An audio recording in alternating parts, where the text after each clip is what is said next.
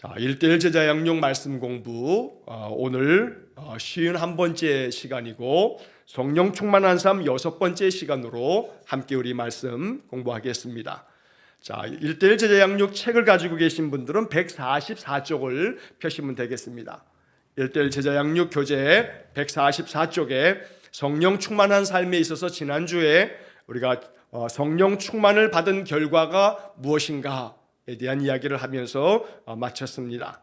자, 144쪽 중간에 성령 충만을 받은 결과는 무엇입니까? 자, 그러면서 그 밑에 세 가지의 내용이 나옵니다. 물론 이 세 가지가 다는 아닙니다. 1:1 제자 양육 이 교재를 편집한 이 편집진들은 성령 충만하게 되면 이런 결과가 있을 것이라 하면서 자신들이 생각하는 중요한 세 가지를 이렇게 정리하고 있는 것일 뿐이지, 이게 성령 충만 받은 것의 모든 결과가 바로 이것밖에 없다라고 말하면 잘못된 생각일 것입니다. 그래서 성령 충만을 받은 결과는 이것만이 아니고 이것 외에도 많은 모양으로 우리 안에 내가 성령 충만하였다라고 하는 것을 증거할 그러한 결과가 여러 가지 모양으로 나타날 수 있다는 것도 우리가 잊지 말아야겠습니다. 자, 다만 이제 우리는 이 책에 나와 있는 이 세 가지의 내용을 먼저 점검하고, 또 성경에서는 성령 충만하였을 때 우리에게 나타날 그런 모습들을 또 몇 가지를 더 좀 찾아보면서 이 말씀의 그런 뜻을 생각해 보기를 원합니다. 자, 첫 번째 내용은 우리가 지난주에 살펴보고 이제 끝났었는데 다시 한번 좀 들여다보면 성령 충만하게 됐을 때 어떤 결과를 맞게 되는가? 첫째, 일상생활에서 그리스도의 성품이 드러납니다. 제가 그래서 지난주에도 이 말씀을 드리면서 성령 충만한 사람에게 나타날 그런 많은 것들이 있겠습니다만 가장 중요한 것은 성품이다. 그리스도의 성품을 갖게 되고, 그래서 우리의 일상의 생활 속에서 이 사람의 성품을 바라보면 이 사람은 성령 충만한 사람이구나 라고 하는 것을 우리가 느낄 수 있다는 겁니다. 왜냐하면 그 사람의 성품이 예수님을 닮아가고 있기 때문에. 실수도 많고 잘못도 있고 어리석기도 하고 성숙하지 못한 모습도 우리에게 있지만 부단히 힘쓰면서 예수님 성품 닮아가려고 늘 애쓰고, 성령께서 우리의 마음을 주장하셔서 우리의 마음속에 그리스도의 성품이 그 속에서 이렇게 드러나는 그런 모습의 결과를 볼 수 있다는 것입니다. 자, 그래서 지난주에도 말씀드렸습니다만 성령 충만함을 어떻게 알 수 있는가? 일상생활에서 검증되어야 한다라고 하는 것을 지난주에도 말씀드리고 또 한번 강조하여 말씀드립니다. 다르게 말하면 교회에서만 성령 충만한 사람, 이 사람은 성령 충만한 것처럼 보이지만 그러나 주님께서 인정하실 그런 단계까지 나아가지 못했다라고 말할 수 있는 겁니다. 자, 예배당에서 예배 드리면서 기도하면서 찬송 부르면서 성령 충만한 것 맞습니다. 그렇게 성령 충만한 은혜가 우리 마음 가운데 부어집니다. 자, 그런데 참된 성령 충만, 하나님께서 더 기뻐하시고 더 인정하시는 성령 충만은 일상생활 속에서 그 성령 충만함이 아름다운 열매들로 나타나야 된다는 겁니다. 그 아름다운 열매는 바로 우리 안에 있는 성품입니다. 내 안에 있는 그런 마음의 태도, 또 그 말을 통해서 사람들에게 드러내는 그 주님의 따뜻한 사랑의 마음이 우리의 언어 생활 속에서도 드러나고 우리의 행동을 통해서도 드러나고, 사람을 대하는 우리의 태도와 우리의 자세 속에도 성령 충만한 사람의 모습이 그 속에서 예수님 마음, 예수님의 성품으로 그 사람의 마음이 드러나게 되어진다면 이 사람은 일상생활 속에서 그 성령 충만한 삶이 증명되어지는 사람이라고 말할 수가 있다는 겁니다. 자, 그래서 갈라디아서 5장 22절과 23절 성령의 9가지 열매에 대해서 우리가 지난주에도 이 갈라디아서 5장 22절의 말씀을 드렸는데, 자, 갈라디아서 5장 22절 23절 오직 성령의 열매는 사랑과 희락과 화평과 오래 참음과 자비와 양선과 충성과 온유와 절제니 이 같은 것을 금지할 법이 없느니라. 자, 이 갈라디아서 5장 22절 23절에 나와 있는 이 9가지의 내용은 모두가 다 성품에 관련된 내용들입니다. 자, 성령 충만하게 됐을 때 우리 안에 맺어지는 열매, 그 열매는 다름 아닌 사랑, 희락, 화평, 오래 참음, 자비, 양선, 충성, 온유, 절제, 이 모든 게 다 우리의 마음에서부터 우러나오는 나의 마음의 모습을 드러내고 있는 것이 되는 겁니다. 자, 그래서 성령 충만함의 성령의 열매는 성품이다. 그래서 그 성품이 사람들에게도 그 성품에 예수님의 그 마음이 전달되고 느껴질 만큼 우리의 성품이 다듬어지고 우리의 성품이 더욱더 온전해지고 성숙되어지는 것, 이건 다른 사람들이 느낍니다. 다른 사람들이 알아봅니다. 아, 저 사람의 성품이 참 성숙하고 또 바르다. 저 사람의 그런 모습을 바라보니 저 사람은 좀 다른 측면이 있네. 남다른 모습이 있어. 예수 믿는 사람이라면 저 사람 같아야지 라고 이렇게 인정받는다면 그 사람은 성령 충만한 사람임에 틀림이 없습니다. 자, 그러므로 성령 충만함이 나의 일상생활 속에서 다른 사람들과의 관계 속에서 나의 성령 충만함이 드러날 수 있는 것, 바로 이것이 우리가 마음속에 정말로 깊이 소망하며 기도해야 할 그런 부분이다 라고 하는 것을 잊지 말아야겠습니다. 자, 두 번째 내용을 보시게 되면 담대히 복음을 전하게 됩니다 라고 되어 있습니다. 자, 성령 충만을 받은 결과 사도행전에 보면 예수님의 제자들 12사도들 뿐만 아니라, 물론 가룟 유다는 빠졌지요. 가룟 유다가 빠지고 난 다음에 마띠아가 새로 12제자의 사도에 포함이 되어집니다. 자, 그리고 많은 120 성도들이 마가의 다락방에서 기도했습니다. 자, 이 120여 명의 이 성도들이 성령 충만함의 오순절 성령 강림 사건의 주인공들이 되었습니다. 자, 이 120여 명뿐만은 아닙니다.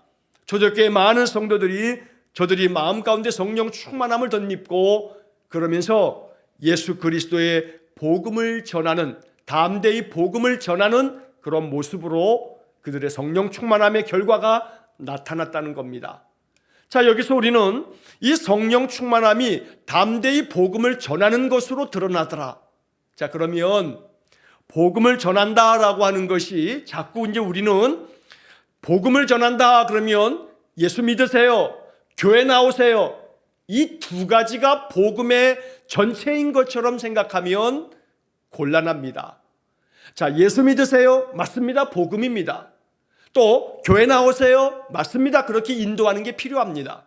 그러나 성령 충만함의 결과 복음을 전한다 했을 때 이 복음은 예수 믿으세요, 교회 나오세요, 이것만 복음이 아니지요. 자, 복음은 하나님께서 우리에게 들려주시는 기쁜 소식, 복된 소식, 이게 다 복음입니다. 자, 그러면 창세기서부터 요한계시록까지의 이 성경의 말씀 속에는 하나님의 복음이 가득 담겨져 있습니다. 그래서 이 하나님의 복음을 마음 가운데 내가 먼저 받아야 합니다. 제가 지난주일에도 설교 시간에 그런 말씀을 드렸는데, 하나님 주시는 은혜, 하나님 주시는 복을 누가 먼저 받아야 하는가? 내가 먼저 받아야 한다. 내가 먼저 하나님의 복을, 하나님의 그 은혜를, 하나님의 성령의 복음을 충만하게 받고, 그래서 내 심령이 감동이 되고 내 심령에 변화가 일어나고, 그래서 늘 내 안에 복음의 역사가 일어날 때 이것을 통해서 내가 다른 사람들에게도 축복의 통로가 될 수 있다는 겁니다. 그래서 우리가 축복의 통로라고 하는 말을 참 잘 사용하는데 이게 너무나 귀한 표현입니다. 축복의 통로. 이 말은 내가 통로가 되어진다는 것은 내가 먼저 하나님의 은혜, 하나님의 놀라운 복을 충만하게 받는 겁니다. 그래서 그 복이 나를 통해서 흘러가는 겁니다. 나는 통로의 역할을 감당하는 겁니다.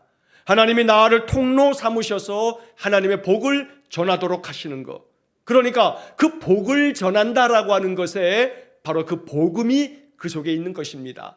자, 복을 전한다라고 하는 게 결국 뭐겠습니까? 여러분, 마음에 고독한 이에게는 위로의 말과 따뜻한 사랑을, 또한 그 마음에 관심을 드러내면서 그들에게 다가가 주는 것, 이게 아마도 복음을 전하는 것이 될 겁니다. 이 복음을 전한다라고 하는 것이 그냥 꼭 아주 제한적으로 교회 나오라, 예수 믿어라, 이것만 복음 전함이 아니고 이것들이 어떻게 드러나는 것이냐? 바로 이것이 그 사람 한 사람에게 정말로 필요한 하나님께서 그들에게 약속해 주시는 그런 복된 말씀, 이것을 전하는 것이 바로 성령 충만한 결과의 모습이다. 자, 그래서 이제 오늘 제가 이렇게 말씀을 드려도 여러분 마음속에 이 말씀을 듣고 마음 가운데 이 말씀에 순종하려는 마음이 생겨진다면 이 사람은 마음에 성령께서 그 사람의 마음을 주장하고 계시는 겁니다. 자, 그래서 담대한 마음으로 복음을 전해야겠다 하는 마음이 내 안에서 솟아나고, 그래서 복음을 전하기 위해서 제가 지난 주일에도 또 설교 시간마다 자주 말씀드립니다만, 성경을 읽다가 이 말씀이 너무나 귀한 말씀이다, 이 말씀이 너무나 위로가 되는 말씀이다, 이 말씀은 꼭 내 마음속에 가지고 살아야 할 말씀이다. 만약에 여러분들이 그렇게 생각한다면, 이 말씀이 나에게 은혜가 되어지는 말씀이라면 여러분 그 말씀을 내 마음속에 가득 채우셔야 합니다. 말씀을 채운다는 것은 한 말씀, 한 구절을 마음속에 계속 읊조리는 겁니다. 너무나 귀한 말씀을 발견하시면 조그만 종이를 꺼내셔가지고 그 말씀을 그대로 옮겨 적으십시오. 자, 이 옮겨 적은 종이를 하루 종일 여러분 주머니 속에 가지고 다니시면서 그 종이의 말씀을 읽고 또 읽고 또 읽고 자꾸 그 말씀을 읽어보십시오. 그리고 그 말씀을 마음에 간직하면서 기도하는 겁니다. 하나님, 이 말씀대로 내가 되어지기 원합니다. 나에게 이 말씀과 같은 은혜를 주시기 바랍니다. 이렇게 계속 기도하는 겁니다. 그러면 그 말씀이 내 안에 아주 가득 채워지는 것을 느낄 수가 있습니다. 자, 이렇게 내 마음 심령 안에 하나님의 약속의 복음이 가득 채워지고 나면 그 다음에는 통로가 되시는 겁니다. 이 말씀을 내가 누구에게 전할까요? 내가 누구에게 전할까요? 마음속에 스쳐 지나가는 사람들에게 여러분 그 말씀을 여러분 핸드폰에다가 적으셔가지고 카톡으로 다 보내시기 바랍니다. 그럴 때 하나님의 성령의 역사하심이 나를 통해서 그 사람 안에 복음이 증거되어지고 그 사람의 영이 그 말씀 앞에 반응하게 되는 겁니다.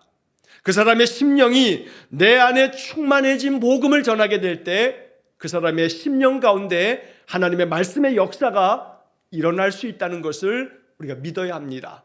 그런 역사가 실제로 많습니다. 그러므로 하나님께서 내 안에 주시는 약속의 말씀들, 이게 복음입니다. 성경은 복음으로 가득 찬 책입니다. 그래서 하나님의 말씀을 마음 깊이 내 안에 충만하게 받아서 이 말씀을 깊이 읊조리다가 성령께서 내 마음속에 이 말씀을, 이 복음을 전하여라 라고 하는 마음을 자꾸 마음속에 불어넣어 주시면 여러분들이 아는 사람들에게 계속해서 이 말씀을 전하시는 겁니다.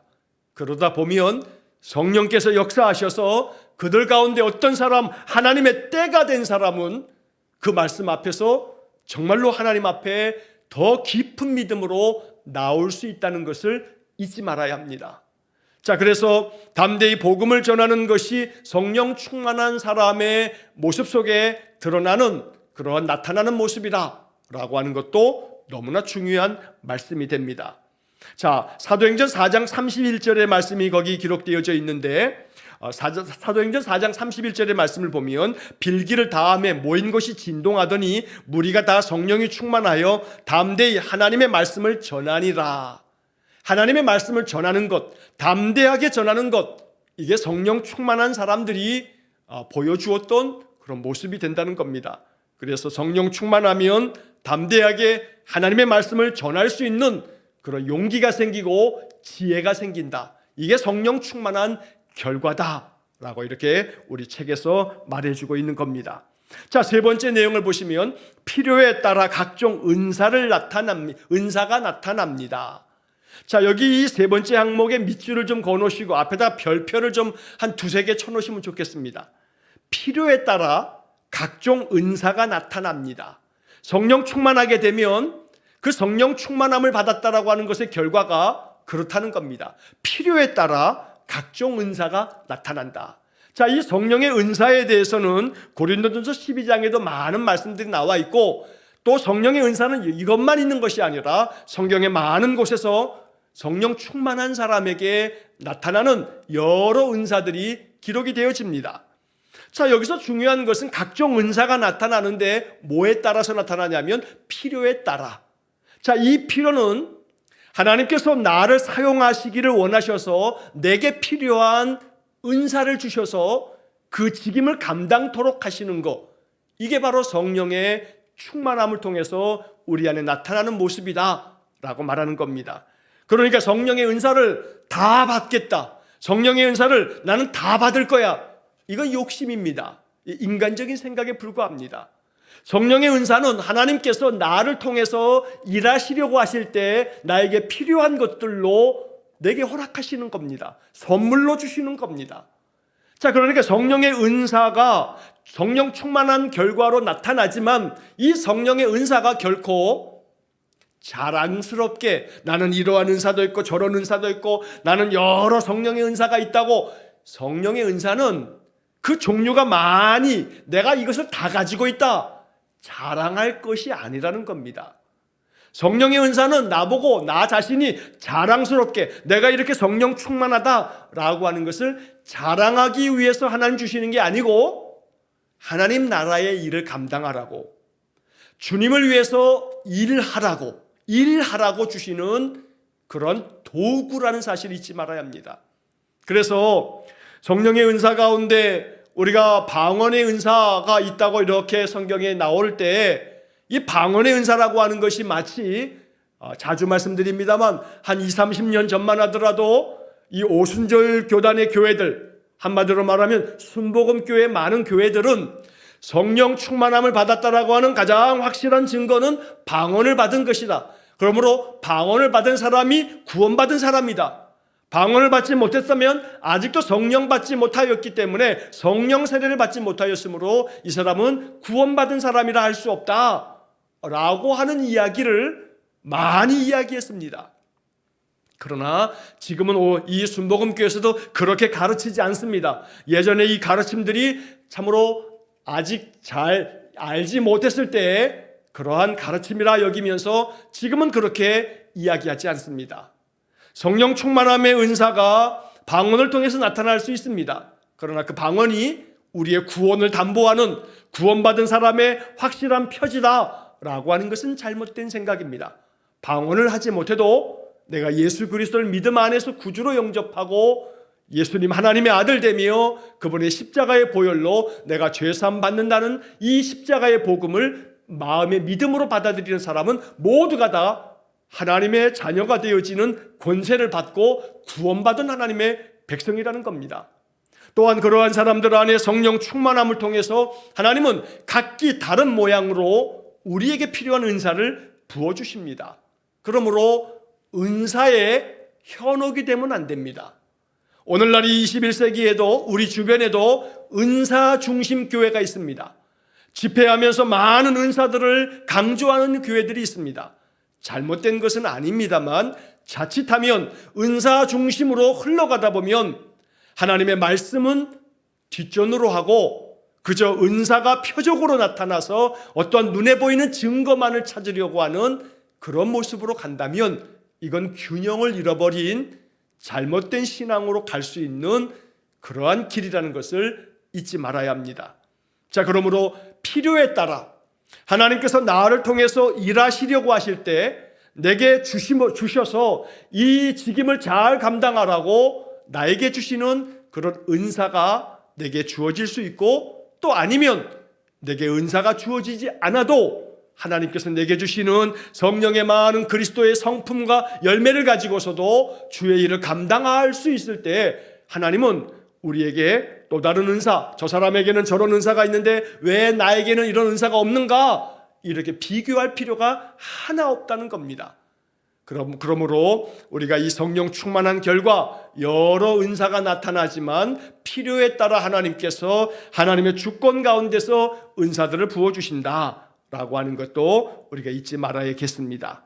자, 그래서 각종 은사에 대한 것은 그 밑에 교재에 보시면 로마서 12장 6절로 8절, 또 고린도전서 12장 4절로 11절, 자, 이런 말씀 속에 여러 가지 많은 은사들을 사도 바울이 이렇게 이야기하는 내용도 나오고 또 이 바울이 이야기하는 이 이야기 외에도 또 많은 은사들을 이렇게 열거하는 그런 많은 학자들이 있습니다. 성경 속에는 아주 다양한 은사들을 말하고 있다는 이야기입니다. 자, 한 가지 더 말씀을 좀 드리자면 여러분 그 옆에 3번 옆에다가 4번 이렇게 해놓고 이렇게 좀 써놓으시면 좋겠습니다. 자, 성령과 지혜가 충만해서 칭찬을 받는다. 성령과 지혜가 충만해서 칭찬을 받는다. 이렇게 좀 써놓으시기 바랍니다. 자, 성령 충만을 받은 결과 무엇인가? 어떤 결과가 나타나는가? 라고 했을 때 성령과 지혜가 충만하여 칭찬을 받는다. 자, 이렇게 써놓으시고 옆에다가 사도행전 6장 3절 이렇게 써놓으시기 바랍니다. 사도행전 6장 3절. 자, 성령 충만함을 받은 사람에게 나타나는 결과, 이 사람에게는 성령과 지혜가 충만해지면서 칭찬을 받는다.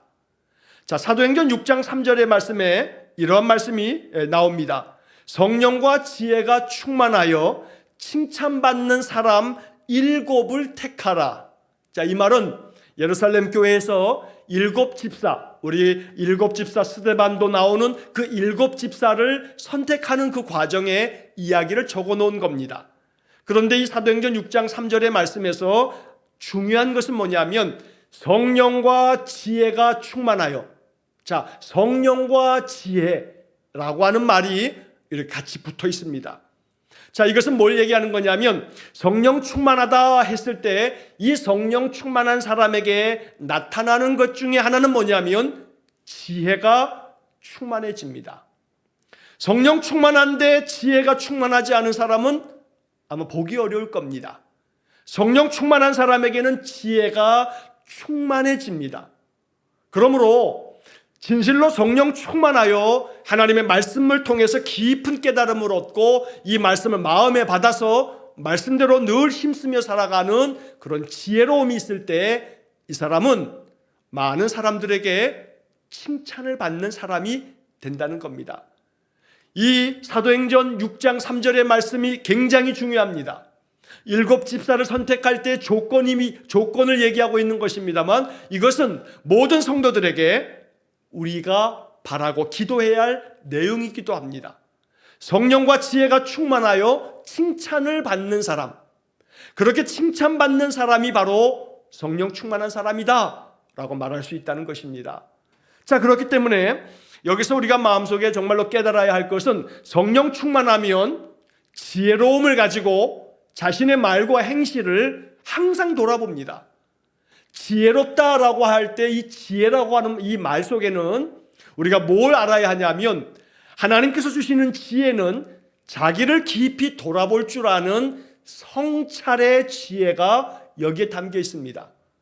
늘 자기 자신을 돌아보면서 자기의 실수를 돌아보고 자기의 연약함을 돌아보고 성숙하지 못함을 돌아보고 그래서 자기를 살펴서 하나님 앞에 자기 자신을 늘 자복하는 마음으로 나아와서 끊임없이 자신의 성숙하지 못한 모습을 보다 더 성숙하게 만들어가는 그러한 지혜가 있는 사람, 그러한 마음의 생각이 있는 사람, 이 사람이 지혜가 충만한 사람입니다. 그러므로 지혜가 충만한 사람은 결국은 겸손해지고 또 그 말과 행실이 언제나 사람들에게 유익한 말, 또 사람들을 살려낼 수 있는 말, 위로가 되고 용기가 될 수 있는 그런 말들을 하는 사람, 이 사람이 성령과 지혜가 충만한 사람입니다. 이런 사람들은 당연히 주변 사람들로부터 칭찬을 받게 되어 있습니다. 그래서 칭찬받는 사람, 이것이 성령 충만한 사람에게 나타나는 놀라운 증거가 된다는 사실을 잊지 말아야 합니다. 자, 초대교회로부터 현대교회에 이르도록 성령 충만한 사람 가운데 사람들로부터 칭찬받지 않는 사람이 없습니다. 그러므로 칭찬받는 사람을 가만히 살펴보면 이 사람에게는 성숙함이 있습니다. 그리고 이 사람에게는 지혜가 있고 그 지혜는 성령 충만함을 통해서 자연스럽게 따라오는 것이다 라고 하는 것을 꼭 기억하셔야 합니다. 자, 그렇기 때문에 언제나 마음속에 하나님 나에게 성령과 지혜가 충만하게 하시고 그로 말미암아 나의 말과 행실이 언제나 성령의 다스리심을 받아서 늘 사람들로부터 칭찬받는 사람이 되게 해주십시오. 이게 바로 성령 충만한 결과 나타나는 그런 모습이 된다라고 하는 것도 꼭 잊지 말아야 합니다. 간혹 또 자주 우리가 자꾸 미혹되어서 넘어지는 것 중에 하나가 뭐냐 하면 마귀가 자꾸 우리의 마음속에 틈만 있으면 내 마음속에 틈탑니다. 마귀가 틈타면 어떤 일들이 벌어지냐면 자꾸 내 입이 실족합니다. 내 입이 실족합니다. 마귀가 틈탔다라고 하는 증거를 여러분 알아차릴 수 있는 센스가 있어야 합니다. 영적인 센스가 있어야 합니다. 내 말의 실수가 자꾸 내 입에서 실수가 되어진다면 마귀가 자꾸 내 안에 틈타고 있다는 것을 꼭 기억해야 합니다. 성령께서 내 안에 충만하면 내 마음속에 믿음의 방패를 세우셔서 마귀가 틈타지 못하도록 막습니다. 그러면 성령 충만한 가운데 내 안에서 내 모든 말과 행실이 사람을 살려내는 말, 사람에게 용기와 위로를 주는 말, 그 사람의 마음을 북돋아 줄 수 있는 말, 소망과 희망을 줄 수 있는 말, 이런 말이 우리 입에서 흘러나옵니다. 그러므로 나의 말을 바라보면, 내 한마디 한마디의 말을 살펴보면 내가 정말로 지혜가 충만한지, 또 내가 정말로 성령이 충만한 사람인지를 가늠할 수 있다라고 이렇게 말할 수 있다는 겁니다. 그러므로 언제나 나 자신을 살피면서 내 안에 성령 충만함이 있도록, 그래서 성령이 나를 지혜롭게 만들고 그렇게 성령과 지혜가 충만함으로 사람에게 칭찬받는 그런 성도의 삶을 살아갈 수 있기를 주의 이름으로 간절히 축원합니다. 자, 이제 마지막으로 그 밑에 보시면 6번째 항목에서 언제 성령의 충만함을 받을 수 있습니까? 라고 하는 내용이 나옵니다. 자, 여기서 하나님은 우리가 받을 준비만 되어 있으면 언제든지 우리의 필요를 채워주려고 하십니다. 성령의 세례는 한 번이지만 그 이후 계속되는 성령의 역사가 있습니다 라고 이렇게 이야기가 나옵니다. 자, 첫 번째 문장은 참 중요한 문장입니다. 언제 우리가 성령의 충만함을 받을 수 있는가? 성령 충만함을 받는다라고 하는 것은 바로 언제든지 우리가 받을 준비가 되어 있으면, 문제는 결국 내가 받을 준비가 안 되어 있기 때문에 성령 충만하지 못하다라고 하는 것을 얘기해 주는 겁니다. 자, 성령 충만함을 받을 준비가 되어 있는가? 어떻게 알 수 있겠는가 하면 내 마음속에 영적인 갈망이 먼저 필요한 것입니다. 내 안에 영적인 간절한 소망이 있습니다. 하나님, 내가 성령 충만함을 받기 원합니다 하는 간절한 그런 마음의 갈망이 있는 사람, 이 사람의 마음이 바로 성령 충만함을 받기에 합당한 그런 마음의 자세가 됩니다. 그리고 지난 시간에도 우리가 살펴봤던 것처럼 내 안에 있는 죄성을 하나님 앞에 고백하면서 나의 마음을 비우고 나의 마음을 정결하게 하고 성령께서 내 마음 가운데 임하셔서 나를 다스리시도록 나를 주님 앞에 내어드리는 그런 마음의 자세가 준비되어 있을 때 성령 충만함을 받게 될 것입니다. 자, 그러면서 그의 마음속에 무엇보다 성령 충만함은 언제나 말씀 안에서, 말씀을 통해서 우리 안에 다가오기 때문에 더욱더 말씀 사모하고 또 늘 기도함을 통해서 하나님의 은혜가 성령의 충만함으로 내 안에 임하기를 간절히 고대하고 기도하는 삶을 살아야겠습니다. 자, 그런데 이제 그 다음에 나오는 문장은 우리가 좀 더 주의를 기울일 필요가 있습니다. 왜냐하면 성령의 세례는 한 번이지만 그 이후 계속되는 성령의 역사가 있습니다 라고 하는 이야기는 이 교제를 집필하신 분의 신학적인 견해가 담겨 있는 겁니다. 무슨 얘기냐면 많은 사람들이, 많은 교단이나 또 많은 신학자들도 그러하고 목회자들도 이렇게 이야기를 하는 경우가 있습니다. 성령 세례는 맨 처음에 성령 받았을 때 그 첫 번째가 성령 세례고 그 다음에는 성령 충만함이 계속되어지는 거다. 그래서 성령 세례와 성령 충만을 구분하는 그런 사람들의 주장들이 있습니다. 그래서 어떤 목회자들은 성령 세례가 있고 성령 충만이 있다, 이걸 둘로 나누는, 둘로 구분하는 그런 사람들의 가르침이 있다는 겁니다. 물론 그것이 틀렸다, 맞았다, 이렇게 구분하기는 어려움이 있습니다. 그러나 여러분들이 오늘 이 말씀을 이렇게 함께 들으시면서 기억하시고 마음속에 이렇게 정리하시기를 바랍니다. 저는 이 성령 세례와 성령 충만을 구분하려고 하는 그러한 이야기들을 동의하기가 어렵습니다. 제가 신학적으로 이 말씀 성령 세례와 성령 충만함을 깊이 생각하고 또 연구하고 또 이 말씀을 바라보면서 여러분들에게 권하고 또 이 말씀 안에서 제가 이 말씀을 가르침은 성령 세례와 성령 충만을 구별하지 말라. 성령 세례 받은 것은 맨 처음 성령 받은 그것이고, 그래서 종종 많은 경우에 또 성령 세례를 방언이라고 자꾸 생각하는 사람들이 여전히 아직도 있습니다. 성령 세례를 받았다라고 하는 것이 마치 맨 처음에 성령 받은 그 어떤 사건을 얘기하는 것으로 이야기하는 사람들이 있습니다.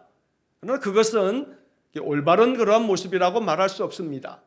왜냐하면 이렇게 성령 세례를 받고 또 어떤 사람들은 방언을 받고 또 어떤 사람들은 성령 세례에 합당한 어떤 그런 표적을 받고 그 다음에는 성령 충만함이 계속되어진다. 자, 그래서 우리 1:1 교제에도 성령의 세례는 한 번이지만 그 이후 계속되는 성령의 역사가 있다. 자, 그래서 계속되는 성령의 역사는 성령 충만이고 맨 처음에 받은 그것은 성령 세례다 라고 이렇게 주장하는 모습으로 이 교제가 기록이 쓰여져 있는 것입니다. 자, 그래서 그 교제의 내용에 보시면 밑에 처음 해놓고서 사도행전 1장 5절이 적혀 있습니다. 자, 사도행전 1장 5절에 보게 되면 요한은 물로 세례를 베풀었으나 너희는 몇 날이 못되어 성령으로 세례를 받으리라 이렇게 말씀하셨습니다. 주님께서 승천하시면서 하신 이 말씀, 너희는 몇 날이 못되어 성령으로 세례를 받으리라. 그래서 성령 세례가 있다는 겁니다. 자, 그리고 계속이라고 써 있는 부분에 보면 에베소서 5장 18절. 자, 에베소서 5장 18절의 말씀에 보면 사도 바울이 말씀한 이 말씀에 술 취하지 말라 이는 방탕한 것이니 오직 성령으로 충만함을 받으라. 자, 이 에베소서 5장 18절에는 성령으로 충만함을 받으라. 성령 충만이 있다는 겁니다. 자, 그래서 이 교제에는 사도행전 1장 5절에서는 성령으로 세례를 받으라. 성령으로 세례를 받으리라 라고 했고 에베소서 5장 18절에는 성령으로 충만함을 받으라. 그래서 성령 세례와 성령 충만이 별개의 것인 것처럼 이렇게 교제에 써 있는 겁니다. 제가 교재를 쓴다면 이 부분은 이렇게 안 쓸 겁니다. 그러니까 여러분들 이 교재에 나와 있는 이 내용으로 정리하시지 마시기 바랍니다. 성령 세례와 성령 충만은 한 가지다 라고 이렇게 보시는 것이 더 바람직합니다. 자, 왜냐하면 이 교재가 얘기하고 있는 이대로 만약에 주장한다면 사도행전 1장 5절에서 너희들이 몇 날이 못되어 바로 성령으로 세례를 받으리라 했습니다. 자, 그리고 이 말씀이 있고 난 다음에 마가의 다락방에 모여서 한 10여일 동안에 많은 제자들이 간절하게 기도했습니다. 그리고 오순절에 성령 강림함이 있으면서 그들이 방언도 하기도 하고 그러면서 성령의 세례를 받았습니다.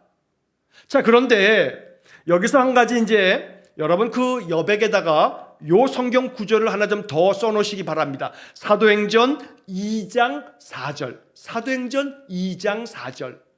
자, 사도행전 2장 4절은 바로 이 예수님의 제자들과 또 많은 120 성도들이 마가의 다락방에서 모여 기도할 때에 예수님께서 분명히 말씀하셨죠. 사도행전 1장 5절 좀 전에 읽은 것처럼 너희들이 몇 날이 못되어 성령으로 세례를 받으리라.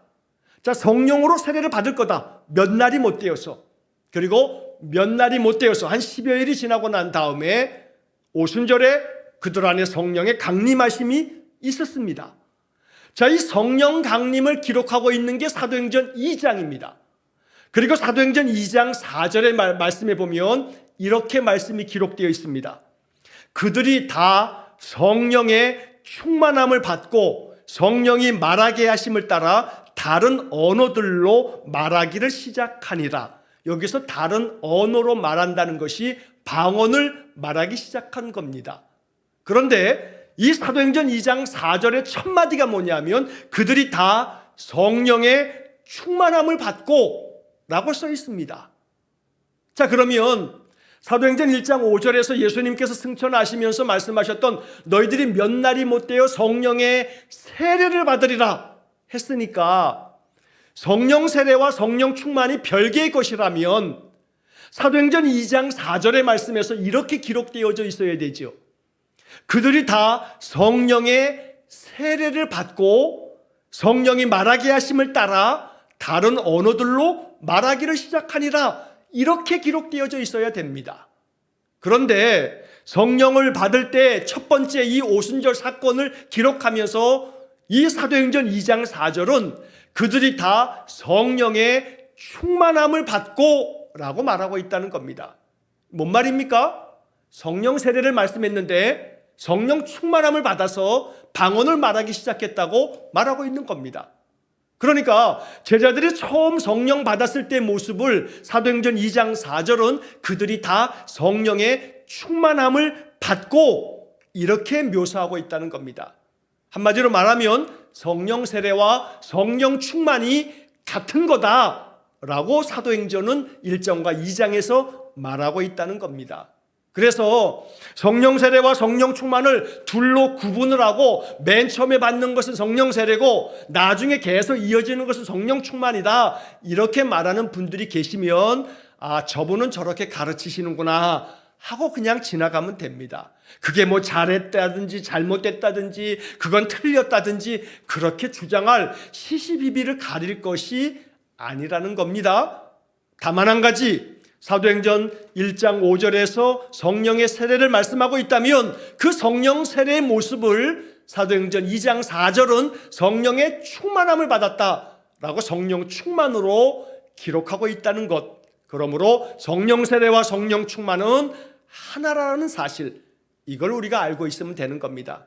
그래서 만약에 어떤 사람이 성령 세례 받았느냐, 성령 충만함을 받았느냐, 성령 세례와 성령 충만을 자꾸 구분하는 사람이 있다면 여러분 성령 세례 사도행전 1장 5절, 성령 충만 사도행전 2장 4절 이 두 구절을 쫙 보여주면서 이 두 가지가 지금 하나의 이야기, 하나의 사건을 말하고 있는 것이 아니냐 라고 이렇게 이야기하면서 성령 세례가 곧 성령 충만함이다. 이 둘을 구분하는 것 자체가 큰 의미가 없다라고 하는 것을 알려주실 필요는 있습니다. 그러나 그것 때문에 논쟁을 하지는 마십시오. 이건 신학적인 논쟁이 되다 보면 이것은 우리에게 아무런 영적 유익이 없습니다. 우리는 성경의 말씀을 통해서 성경이 뭘 이야기하고 있는지만 살펴보면서 성령 충만함을 받기 위한 우리의 마음의 갈망이 중요한 것이지 이것이 맞느냐 저것이 틀렸다 자꾸 논쟁을 신학적인 논쟁을 벌이는 것은 이것은 전혀 우리의 신앙에 유익이 없다는 사실을 기억하셔서 성령 세례가 곧 성령 충만함이라고 하는 이 사도행전의 말씀을 우리가 마음 깊이 깨달으면 되겠습니다. 자, 이렇게 해서 한 6주 동안에 성령 충만한 삶에 대한 이야기를 이 교제를 중심으로 해서 봤는데 이것만 성령 충만에 대한 이야기가 여기에 다 기록된 것은 아닙니다. 성령 충만한 삶은 또 다른 많은 증거된 모습으로 나타날 수가 있습니다. 중요한 것은 하나님의 영, 그리스도의 영이신 성령님은 삼위일체 한 유격으로 성령 하나님이 지금 우리 가운데 늘 가까이 계셔서 우리와 함께 계신다는 것. 바로 그 성령 하나님은 보혜사, 파라클레토스, 헬퍼, 그리고 카운셀러, 그리고 컴포터, 우리를 위로해 주시는 분, 우리를 상담해 주시고 인도해 주시는 분, 우리를 도와주시는 돕는 분이 되신다는 것. 그래서 보혜사 성령으로 충만함을 얻도록 언제나 기도하고 말씀 안에서 늘 살아가면서 언제나 마음 가운데 간절한 갈망을 가지고 성령 충만함으로 성령께서 나를 다스리시도록 내가 주님 앞에 늘 순종하고 성령께서 내 마음속에 주님이 기뻐하실 마음을 담아주신다면 이게 성령의 인도하심이라 믿으면서 순종하며 나아갈 때 우리의 삶 속에 성령 충만한 많은 증거와 표적들이 나타나게 될 줄로 믿습니다. 순종하는 사람을 통해서 성령의 역사하심이 더 자주, 더 구체적으로 나타납니다. 그러므로 성령 충만한 삶 속에 대단히 중요한 모습은 순종입니다. 성령이 끊임없이 우리의 마음 가운데 속삭이며 말씀하십니다. 우리의 마음 가운데 깨달음을 주시면서 성령께서 우리의 마음 가운데 생각을 집어넣어 줍니다. 그때 우리의 마음 겸손한 마음으로 순종할 때 성숙한 마음, 지혜로운 마음 가지고 성령의 인도하심을 따라 순종할 때 바로 그 순종의 정도가 가득 차면 성령 충만이고 순종의 정도가 정말 계속해서 줄어서 언제나 불순종의 삶을 살다면 이 사람은 성령 충만함이 점점 더 소멸되어지는 사람입니다. 그러므로 우리 안에 성령께서 계속해서 역사하시도록 언제나 성령께서 내 마음에 주시는 성숙되어지고 지혜로운 마음속에 순종함을 통해서 성령의 놀라운 인도함을 받는 성령 충만한 삶이 되시기를 주의 이름으로 간절히 축원합니다. 기도하겠습니다. 사랑과 자비가 풍성하신 하나님, 성령 충만한 삶이 우리의 일상의 삶을 통해서 드러나기를 원합니다. 그래서 날마다 이 성령 충만함이 우리 안에 가득함으로 말미암아 하나님 내게 주시는 약속의 말씀, 은혜의 말씀이 내 안에 충만하여지고 성령 충만한 나를 통해서 이 복음이 전해지는 그런 역사가 나타나게 해 주옵소서.